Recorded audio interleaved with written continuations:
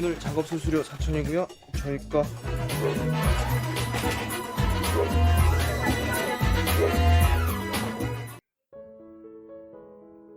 Uang tidak akan berarti kalau kamu hanya ingin menumpuknya. Bahkan uang berlimpah juga tidak akan bisa membuat merasa bahagia kalau kamu hanya menyimpannya sendirian. Sejatinya harta dan kekayaan hanyalah alat, bukan tujuan. Karena kekayaan tidak hanya terletak pada hasil, tapi juga tentang pengalaman dan pembelajaran. Jadi tetap semangat buat kamu yang lagi berjuang. Selamat nonton dan selamat beristirahat.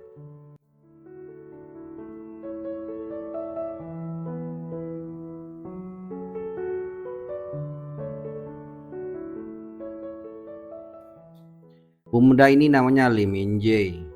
Dia adalah mahasiswa jurusan ilmu komputer yang bisa dibilang dia cukup jenius.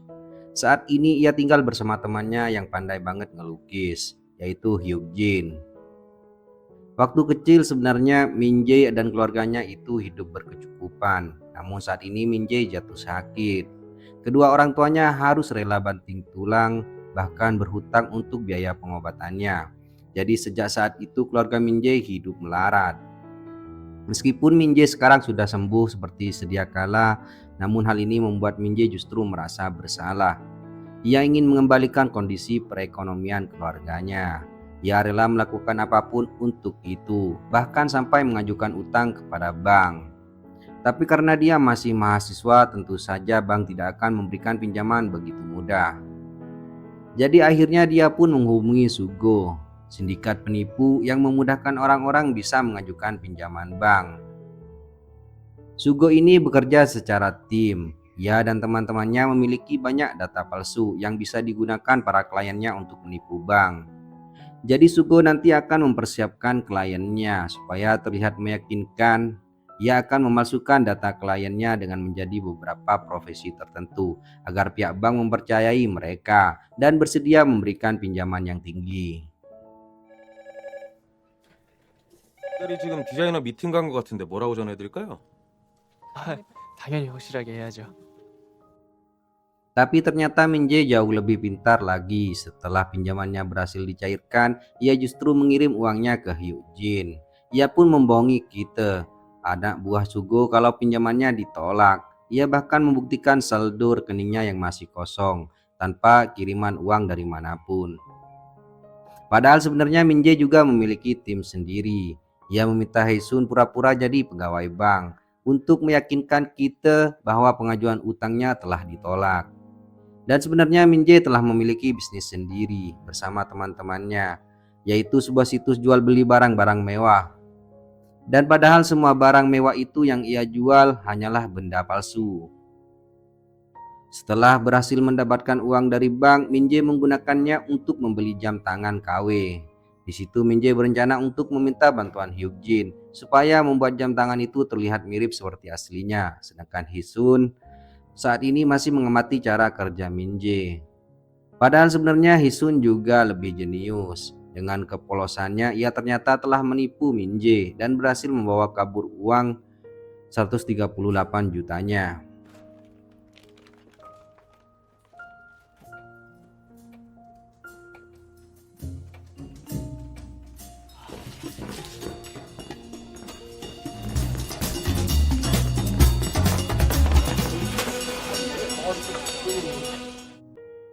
Sementara itu di lain tempat kita melapor kepada Sugo bahwa Min Jae tidak berhasil mendapatkan uangnya. Dan dari situ Sugo menyadari kalau anak buahnya itu telah ditipu oleh seorang bocah ingusan. Hal ini pun membuat partner Sugo yang bernama Jiwon sangat marah. Karakternya yang temperamental membuatnya bisa dengan sangat kejam menyiksa kita. Karena menurutnya gara-gara kita mereka tidak berhasil mendapatkan uang. Tapi pada akhirnya Sugo berhasil menemui Min Jae. Dia tahu kalau bocah ini jenius, sehingga Sugo ingin merekrut Min Jae jadi anak buahnya. Kedatangan Min Jae di markasnya sebenarnya dibenci oleh Jiwon, tapi Sugo yakin kalau Min Jae bisa membawa keuntungan lebih banyak untuk timnya. Dan di sana pula Min Jae tahu kalau kita yang tadinya jadi tukang pukul sekarang turun jabatan jadi tukang bersih-bersih. karena ternyata itu adalah konsekuensi gara-gara ia telah dibodohi oleh Minje. Akhirnya Minje pun mengajak kita bekerja sama. Ia tahu kalau kita adalah seorang petarung, dan karena Minje adalah pria yang sangat mengandalkan otaknya, maka Minje yakin kalau mereka akan menjadi tim yang hebat. Sejak saat itu Minje dan kita bekerja mencari nasabah dan menjalankan misi mereka dengan baik.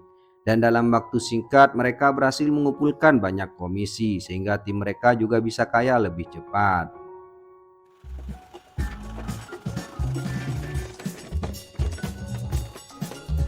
오늘 작업 수수료 4천이고요. 저희 거 Keberhasilan Minje dan kita ternyata membuat Song, orang kepercayaan Jiwon, menjadi iri. Ia tidak suka melihat Minje yang sekarang menjadi anak buah kesayangan bosnya. Lalu hari ini mereka pun mendapatkan klien yang ingin berhutang. Kemudian Jiwon menyuruh Song untuk mendampingi klien tersebut supaya bisa memperoleh uangnya. Sayangnya karena klien itu ceroboh, penyamaran mereka pun hampir terbongkar. Dan karena Song panik, akhirnya penipuan itu pun gagal.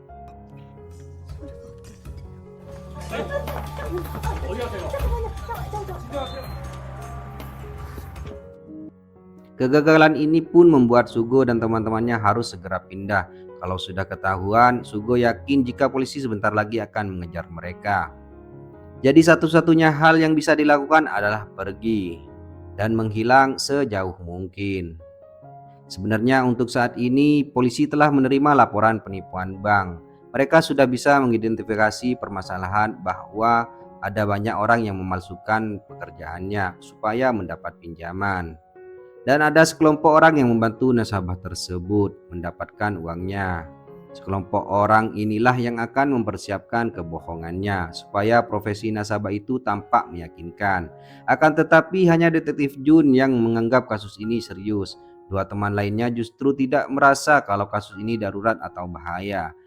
Sehingga mereka tetap bisa bersantai dan sama sekali nggak memikirkan laporan-laporan itu. Malamnya Hyuk-jin memberitahu Minje kalau ada polisi yang berkeliaran di sekitar asrama. Ia pun meminta Minje untuk berhati-hati karena siapa tahu polisi itu sedang mencarinya. Dan keesokan harinya Minje sengaja mendatangi detektif John yang sedang memasang poster hotline untuk mendapatkan petunjuk baru. Namun di sini Minje pura-pura menjadi mahasiswa biasa dan gak tahu permasalahan ini. Bahkan dengan wajah polosnya, Minje pura-pura baik dengan membantu pekerjaan detektif Jun. Tapi karena kebaikan Minje inilah akhirnya detektif Jun ikut tertipu. Ia sama sekali gak tahu kalau sebenarnya orang yang ia cari ada di depannya. Setelah itu detektif Jun pun kembali ke kantornya. Ia ingin membahas kasus ini, namun dua temannya tidak ada yang percaya.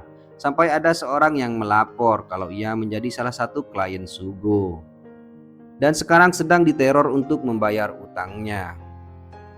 Maka nggak lama kemudian detektif Jun pun langsung mendatangi markas Sugo. Kebetulan saat itu Sugo sedang berada di kantornya.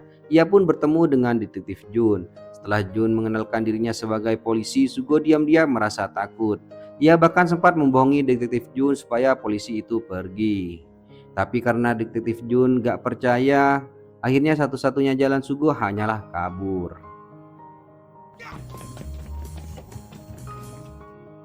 Dan ternyata semua hal ini bermula dari rasa iri Song yang ingin membuat teman-temannya terpecah belah. Tapi untungnya Sugo dan teman-temannya berhasil kabur dan menyelamatkan diri. Sayangnya gara-gara hal itu Sugo ingin pensiun. Ia pun menyerahkan data-data nasabah yang ia gunakan untuk bisnisnya selama ini kepada Minje. Karena ia percaya kalau Minje bisa mengelola bisnis ini lebih baik daripada sebelumnya. Oleh karena itu Minje ingin membangun bisnisnya dari awal lagi. Ia mulai mengumpulkan teman-temannya yang lama untuk diajak bekerja sama. Dan sekarang ia berjanji untuk membagi keuntungan lebih besar, bahkan menjamin kesejahteraan mereka. Tapi dalam bisnisnya kali ini, Minje mengemasnya jadi lebih canggih. Kalau selama ini mereka hanya mengandalkan poster, sekarang Minje memanfaatkan iklan internet.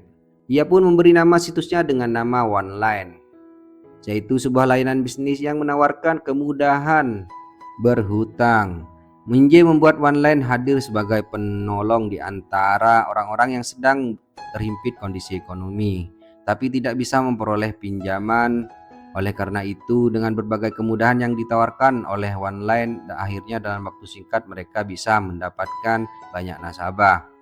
Jadi otomatis mereka bisa meraup keuntungan lebih banyak dibanding saat bersama Sugo.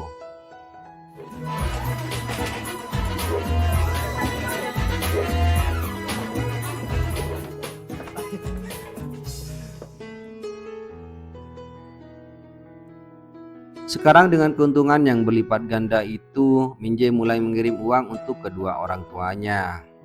Karena dari awal ia memang ingin mengangkat derajat keluarganya, supaya bisa terlepas dari jeratan kemiskinan.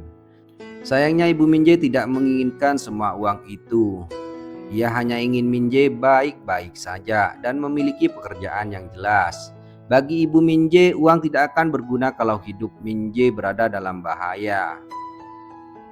Sementara itu, dari dulu Jiwon selalu punya ide besar untuk mengembangkan bisnisnya. Sejak masih bersama Sugo, ia ingin menjalin kerjasama dengan bank-bank besar supaya bisa mendapatkan keuntungan yang lebih besar juga.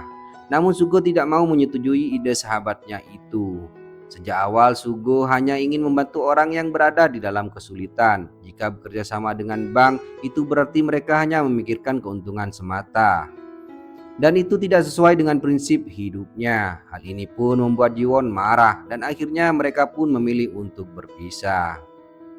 Sekarang Jiwon bekerja dengan Song. Ia menjalin koneksi dengan beberapa direktur bank untuk mendapat nasabah baru. Tapi dia menekankan bahwa dialah yang akan menjadi satu-satunya pemimpin di dalam perusahaannya. Jadi semua orang harus tunduk kepadanya. Karena kalau tidak, Jiwon tidak akan segan-segan menghabisinya. Dalam waktu singkat, bisnis Jiwon berkembang pesat. Ia akhirnya bisa mewujudkan keinginannya untuk mendirikan perusahaan bernama Mirai Capital. 건강하시고 넉넉하게. Dan berkat kerjasamanya dengan beberapa bank besar yang ada di Korea, Jiwon berhasil mengumpulkan banyak nasabah. Dan itu berarti ia bisa meraup keuntungan yang jauh lebih banyak. Tapi ternyata kesuksesan Jiwon itu beriringan dengan OneLine alias perusahaan milik Minje. Hal ini membuat Jiwon merasa tersaingi. Sementara itu permasalahan lain juga muncul di OneLine. Setelah merasa sukses besar atas pencapaian saat ini, Minje ingin mendapat keuntungan yang jauh lebih banyak lagi. Haisun kemudian memberi usul kalau mereka bisa menggunakan asuransi sebagai jaminan utangnya. Hal ini sebenarnya cukup beresiko bagi nasabah sehingga teman-teman Minje yang lain tidak setuju. Tapi karena Minje memang berniat menambah pundi-pundi kekayaannya, ia pun memutuskan untuk mengikuti saran Haisun. Dan keputusan ini membuat teman-teman Minje yang lain merasa kecewa. Keesokan harinya Jiwon mendatangi kantor OneLine dan langsung mengacaukan tempat Minje. Ia nggak terima karena merasa kalau Minje ingin merebut kesuksesannya. Maka ia pun memperingatkan Minje supaya tidak main-main dengan dirinya. Sementara itu, Song yang ikut bersama Jiwon sedang mencuri data nasabah OneLine untuk dialihkan ke perusahaannya.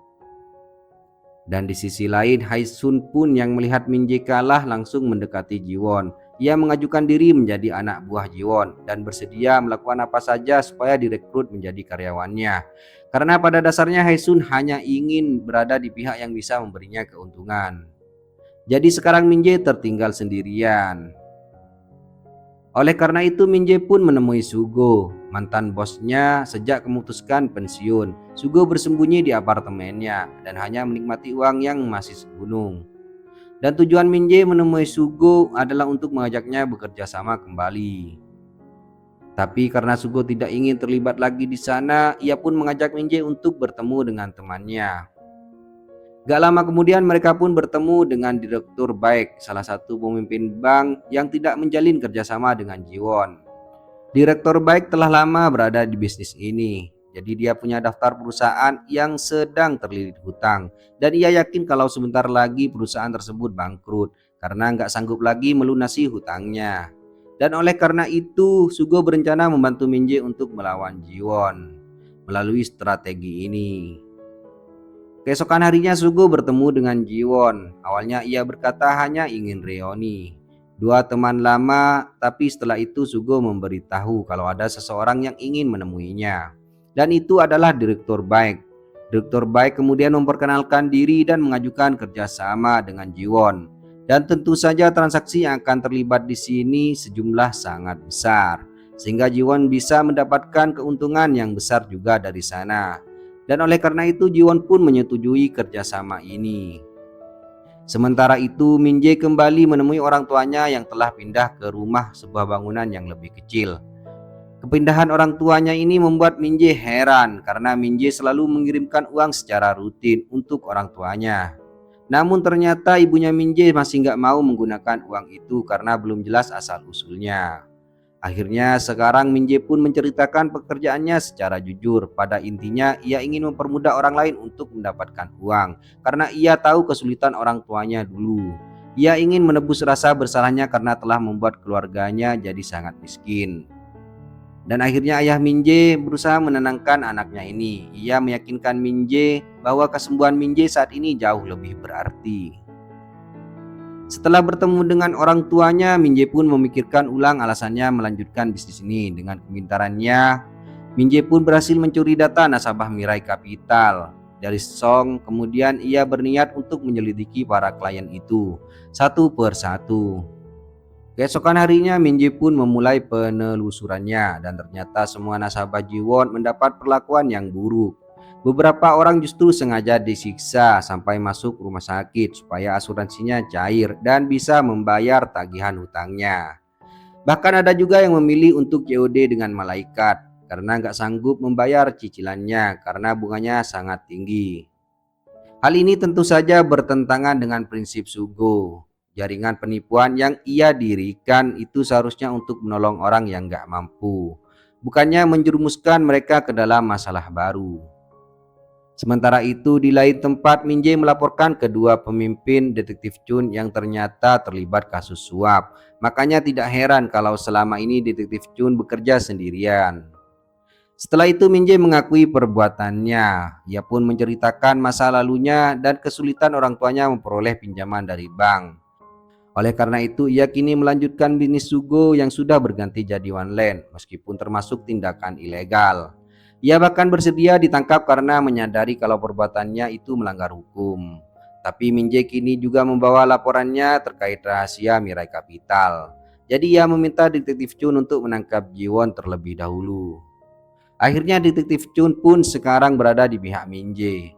Dan mereka pun bekerja sama untuk memenjarakan Jiwon. Dan sekarang tidak hanya Min Jae dan Sugo yang bergerak. Namun teman-temannya Min Jae juga telah kembali, termasuk Haesun yang sudah berpihak pada Min Jae. Dengan adanya Haesun di pihaknya, Min Jae dan teman-temannya pun berhasil mengalihkan uang Mirai Capital yang jumlahnya lebih dari 2 juta dolar. 자, 그럼 이제 두 분 수수료 받아가셔야죠.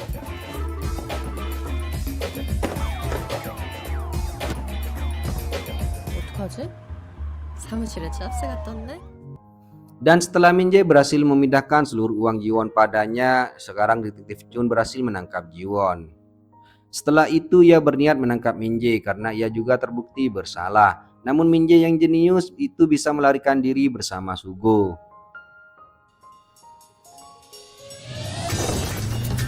야 뭐야 씨. 야 까만색 가까이 줘.